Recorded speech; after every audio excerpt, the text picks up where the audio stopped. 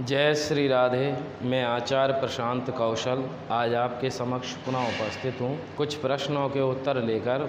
एक प्रश्न पूछा गया है कि हम जन्म कुंडली में जातक के व्यवसाय एवं नौकरी का विचार किस प्रकार करते हैं। आज हम इसी के ऊपर संपूर्ण जानकारी प्राप्त करेंगे कि हम जातक के व्यवसाय एवं नौकरी का विचार किस प्रकार करते हैं। तो सबसे पहले मैं एक बात बता दूं कि इस बात का विचार करने में काफ़ी कठिनाई होती है एवं इसका वास्तविक एवं सटीक विचार करना काफ़ी मुश्किल है। क्योंकि एक उदाहरण के माध्यम से समझें। एक ही समय पर यदि 100 बालकों का जन्म हुआ है तो सबकी लग्न एक होती है, सभी के ग्रह एक होते हैं एवं सबकी दशा अंतर्दशाएं भी एक होती हैं। और इसके साथ में यह बात भी सत्य है कि 100 जातकों में से 100 ही जातक एक ही कर्म को नहीं करते। तो इसके लिए हम सबसे पहले जातक के विचार पूछे जाते हैं कि जातक की रुचि किस कार्य में है।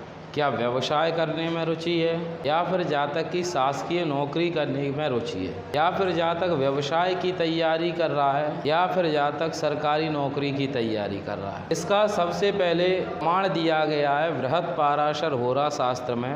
जन्म कुंडली के 10वें भाव का स्वामी नवांश में जिस राशि में स्थित होता है, उस राशि का जो भी स्वामी है, उस स्वामी के अधिकार में जितने कार्य एवं व्यवसाय हैं, उन कार्य एवं व्यवसाय को जातक करता है। दूसरी बात, जन्म कुंडली में एकादश भाव का स्वामी, द्वितीय भाव का स्वामी, 10वें भाव का स्वामी, 7वें भाव का स्वामी या 9वें भाव का स्वामी, इनमें से जो अधिक बलवान हैं उस भाव से जो कार्य देखे जाते हैं एवं उन ग्रहों से जो कार्य देखे जाते हैं, जातक उन कार्यों को करते हैं। या फिर जन्म कुंडली में जो ग्रह सबसे अधिक बलवान है, यदि लग्न बलवान है तो अन्य किसी को देखने की आवश्यकता नहीं है। जातक लग्न के अनुसार ही अपने जीवन में कार्य एवं व्यवसाय करते हैं। यदि हम किसी के नौकरी के बारे में विचार कर रहे हैं जन्म कुंडली में, तो उसमें सूर्य की प्रधानता देखी जाती है। सूर्य यदि बलवान है तो जातक को उच्च पद पर भेजता है। या फिर जिस कार्य की, जिस नौकरी की, जिस व्यवसाय की जातक तैयारी कर रहे हैं, कौन सा ग्रह उसका स्वामी है, जन्म कुंडली में यदि वो बलवान है तो अवश्य ही जातक को उस नौकरी में, उस व्यवसाय में जातक को सफलता प्राप्त होती है। एवं यदि जातक केवल व्यवसाय की ही तैयारी कर रहे हैं, बिजनेस की तैयारी कर रहे हैं, या फिर व्यवसाय की सोच रहे हैं, बिजनेस की सोच रहे हैं, उसके लिए जन्म कुंडली में बुध एवं 7वें भाव का बलवान होना अति आवश्यक है। यदि 7वें भाव बलवान है एवं जिस कार्य को वो करना चाह रहे हैं, वह कार्य जिस ग्रह के अधिकार में आता है, वह ग्रह बलवान है, तो अवश्य ही जातक उस कार्य में सफलता प्राप्त करते हैं।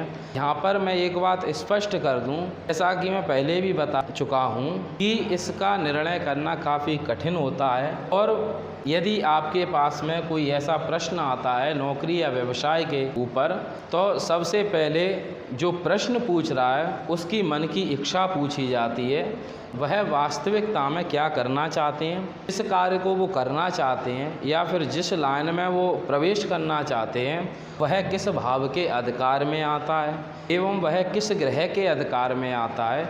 इन दो बातों को जन्म कुंडली में देखा जाता है। यदि वो ग्रह बलवान है, वो भाव बलवान है, तो अवश्य ही जातक को उस कार्य में सफलता मिलती है। एवं उस समय पे उस ग्रह की दशा अंतर्दशा चल रही हो, या फिर प्रत्यंतर दशा चल रही हो, या फिर उसके मित्र की दशा अंतर्दशा चल रही हो, या फिर उसके सधर्मियों की दशा अंतर्दशा चल रही हो, तो अवश्य ही जातक को उस समय पे उसमें लाभ की प्राप्ति होती है। यहाँ पर मैंने केवल सूक्ष्म आपके प्रश्न का उत्तर दिया है।